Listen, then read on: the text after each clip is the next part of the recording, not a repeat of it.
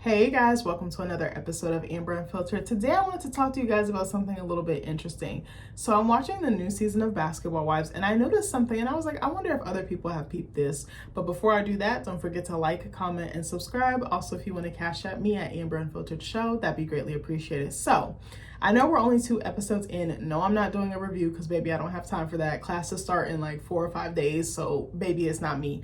Other channels that do a really good job are the Dollhouse Reacts. I absolutely love her reactions, and Color Me Pink. If you want reviews on those, go to their channels. Also, I think is it Jada on the Rocks with Jada? I don't know if she's reviewing it, but she's a really good black YouTuber slash reviewer as well. They be sending me because the impressions, the impersonations of the cast be sending me. The Dollhouse Reacts does a really good like Amara La Negra flow. Like she does all the accents so well. I'm like, baby, I don't have time. And Color Me Pink too is hilarious. But anyway, something I noticed was Jennifer Williams is very, very defensive.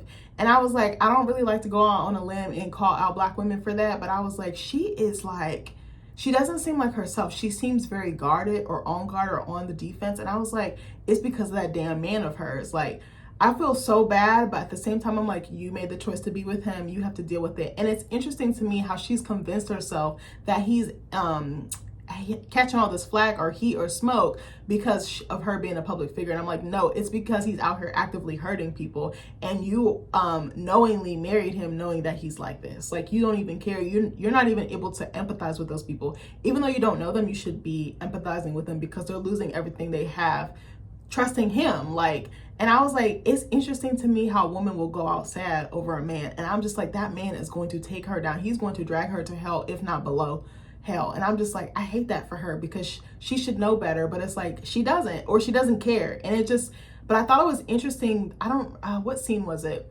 I don't know if it was in the first, was it the first episode? Where it was the first and second, actually. The scene where she was talking to Brandy, they had met up and went out to eat, and Brandy was like, we haven't seen each other. I wasn't able to go to the wedding because I had whoop whoop whoop to do. And Jennifer and her were talking, and Brandy had tried to like ask her about how she was doing, and she's like, I'm good.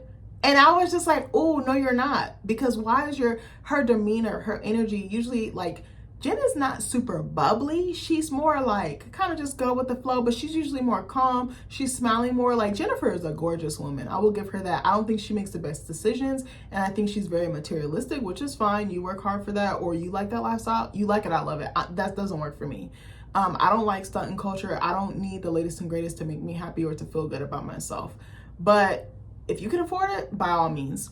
I just think that Christian has really brought her down, and he's going, the thing is, I don't know these people either, but just from the outside looking in and just some of the things that have come out online, I genuinely believe that he is out here hurting people and taking their money, and I hope the victims get their money back, or that they're able to get some closure or resolution with that situation.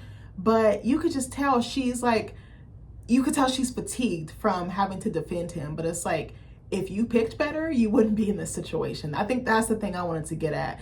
And she kind of snapped at Brandy, and I didn't appreciate that. I think she snapped as well in the second episode. Remember when Evelyn came at her saying, I have receipts from Carl's cousin, and she didn't want to hear it. And Jennifer was like, and like her demeanor. And then when Brandy tried to like, hey, how does this make you feel? She snapped at her, and it's like, you're getting mad at her over a choice you made. Like, and she's letting this man, it seems as though this man is in her ear. Because some of the things that she says, like the explanations about, well, he didn't do that, or he didn't, like, it sounds like it's almost like from someone else, like a puppet master with like strings, Like, it seems like she can't think or speak for herself. And that makes me so sad because, baby, I've been there. Maybe not on that level, but I feel like all of us have been there as women, regardless of race. Take that out of it. Like, just as a woman, you've been there. Like, a man will get his hooks in you, and then you kind of like lose your identity. And I definitely feel like that's what's happening to her. And I'm like, you really can't be that happy. And I'm like, you're supposed to be in marital bliss. Your husband is in jail/prison. Like, that makes no sense to me. He did 2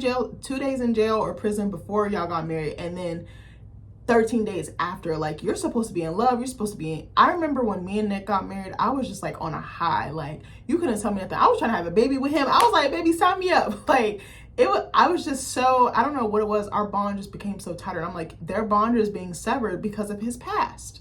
And then she refuses to see what's right in front of her.